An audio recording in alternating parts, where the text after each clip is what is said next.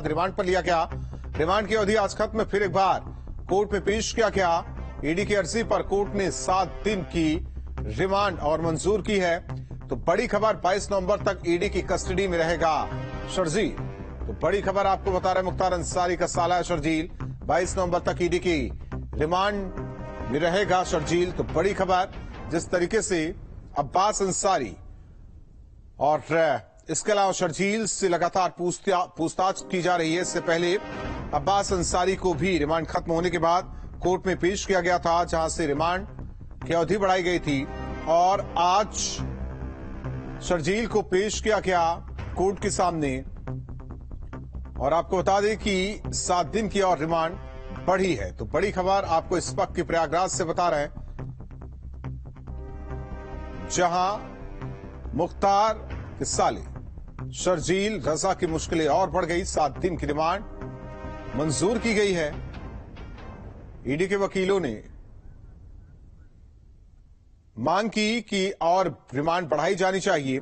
मानवेंद्र हमारे साथ है, जुड़े हुए हैं सहयोगी। मानवेंद्र, पहले अब्बास अंसारी की रिमांड बढ़ाई गई और अब शर्जील की रिमांड बढ़ाई गई, तो जाहिर तौर पर पक्ष बेहद मजबूती तरीके से ईडी के वकील रख रहे हैं कोर्ट में, और यही वजह है कि अब लंबी पूछताछ और भी चलेगी, बहुत कुछ निकालने की कोशिश।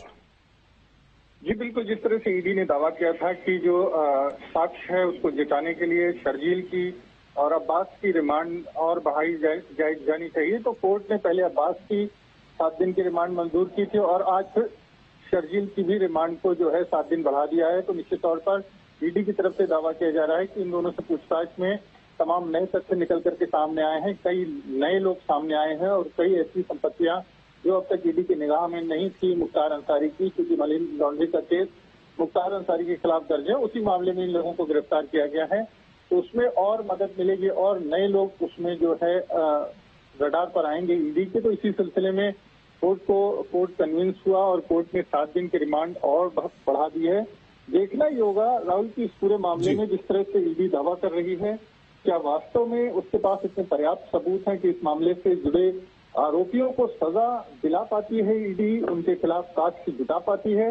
ये सबसे बड़ी चुनौती है और इसी आधार पर ईडी लगातार रिमांड मांग रही है और साक्ष्यों के आधार पर ही सजा होनी है। तो देखना ये होगा कि ईडी इस पूरे मामले को किसी कंक्लूजन पर, किसी तार्किक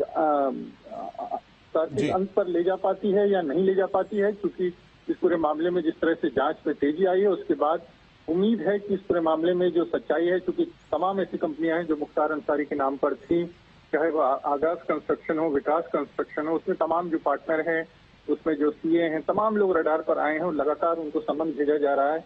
तो उम्मीद की जानी चाहिए कि ईडी की इस कवायद के बाद कुछ रिजल्ट भी सामने आएगा और दोषी जो है उनको सजा दिला पाएगी ईडी। मनविंदर, एक चीज है, अंदर खाने खबर क्या है कि राज नहीं उगल रहे हैं, चाहे अब्बास हो चाहे शर्जील, क्योंकि कोर्ट ने कई कंडीशन भी लागू की थी कि वकील रहना चाहिए जब भी वकील की मदद मिले, 3rd डिग्री का इस्तेमाल नहीं करना है।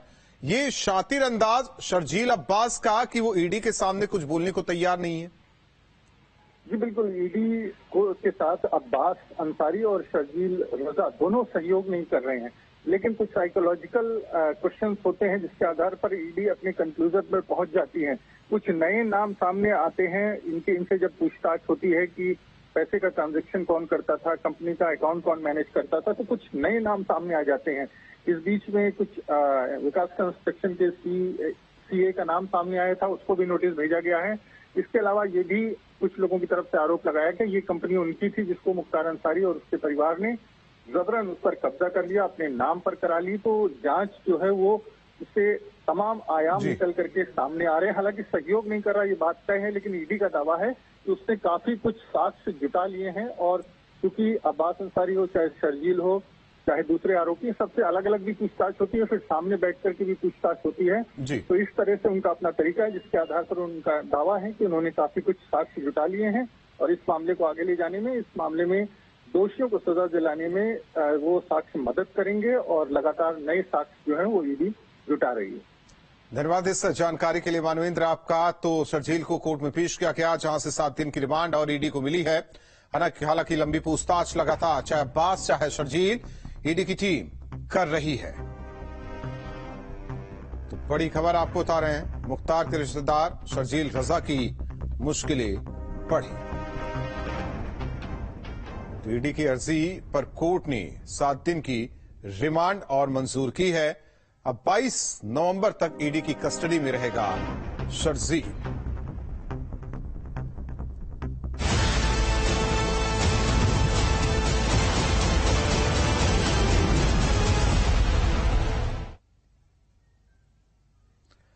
बढ़ता आगे मैनपुरी और इसके अलावा जिस तरीके से विधान